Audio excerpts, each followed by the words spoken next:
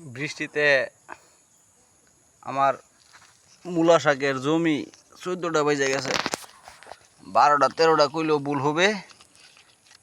যে অবস্থা দেখতেছি 14টা মনে হয় পাচ্ছে। শেষ। লাল শাক তো দেখা যায়, আরো কালা শাক হয়ে গেছে এখন বর্তমানে। সারা রাত্রে বৃষ্টিতে শেষ।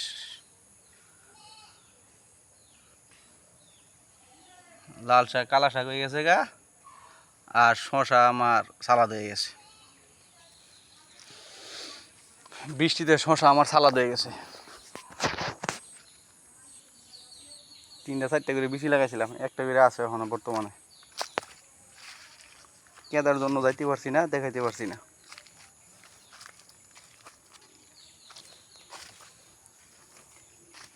দেখেন আমার ঠেঙ্গার কি সুন্দর সুন্দর হয়েছিল, ডাটা হয়েছিল কত সুন্দর, পানির সাথে মিশে গেছে। কিছু পানির সাথে ভেসে গেছে, আর কিছু মাটির সাথে মিশে গেছে।